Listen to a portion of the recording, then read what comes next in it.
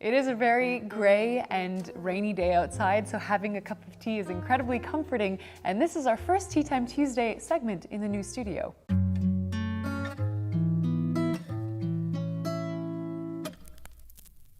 Finding happiness is something I was hoping we could chat about today, and I know that it's an incredibly difficult topic to cover because every person is so individual when it comes to how they feel happy and what makes them happy. And the topic of happiness, I feel like it's been tackled by philosophers since the dawn of man, and there seems to be kind of no trivial answer when we're looking at how people can become more happy.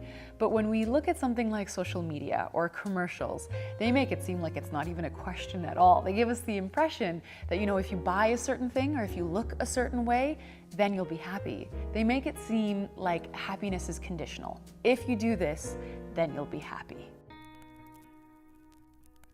By now, I think we've all learned from one source or another that social media is heavily curated. We selectively and very carefully choose what we share with the world. The content that I share is very much included in all of that. So for example, I share with you meals that I authentically eat at home, but I played it in a way that I wouldn't normally do if I was eating it alone at home, because I grab some artsy looking bowls, I place it on a backdrop with some accent pieces that color complement the food. I make things look a little bit messy. I add garnishes to make it look really pretty. And I do all of that because it's an art form for me, but I think it gives people the impression that that's what my food looks like all the time. But it's not. It's the whole expectation versus reality bit. And the same thing happens when we're scrolling through social media and we see these people who look like they're living exceptionally happy lives. And we start to think to ourselves, maybe if I do what they're doing, then I'll also be happy. Maybe if I travel more, then I'll be happy. If I buy that outfit, that makeup, that jewelry, then I'll be happy. Maybe I don't have time for that because I'm studying, but if and when I graduate, then I'll be happy. It's this game we're constantly playing, and it's a game we're never winning. And it's the if-then game. If I get fit, then I'll be happy. If I find a loving and supportive partner, then I'll be happy. If then. And it's a very toxic way of thinking. And I think it's toxic for a couple of reasons. For one, it makes us feel like happiness is something that only comes later as a result of something.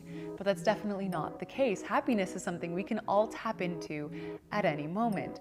And the second reason it's toxic is, say we do that thing. We go travel, we graduate, we buy that jewelry, we get fit, we have that partner. Then what? Because from my experience, it's always something else. The bar keeps getting set higher and higher, and happiness seems to be this thing that's forever out of reach.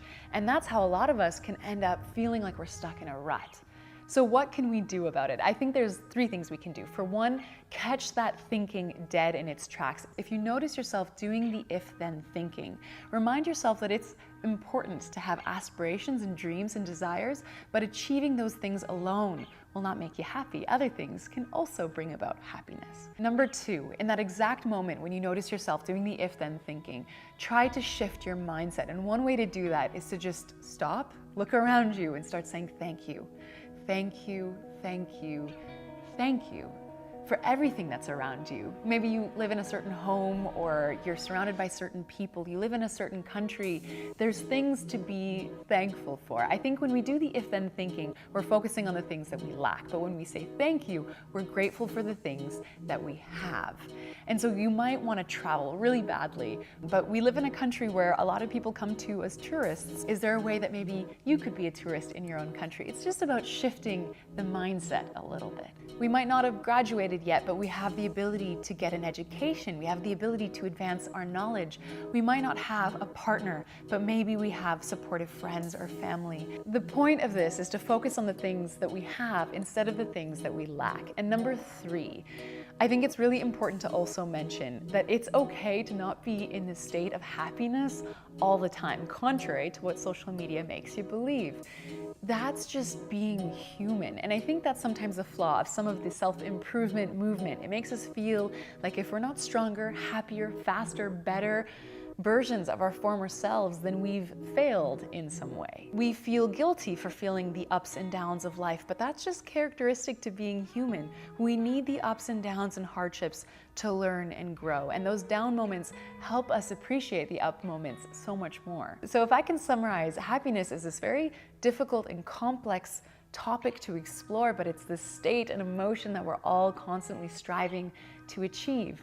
And I think one important way that we can do that is to be grateful for the things that we have instead of focusing on the things that we lack. So trying to minimize that if-then thinking whenever we can, and to realize that it's only human to feel down sometimes and to not kind of feel guilty for feeling that way. And I also, before I sign off, there's one more thing I've been wanting to mention for a while now. We get lots of emails every single week from you guys asking if we can translate the Pickup Limes videos into other languages, and I wanted to let you know that that's something that you can actually contribute to.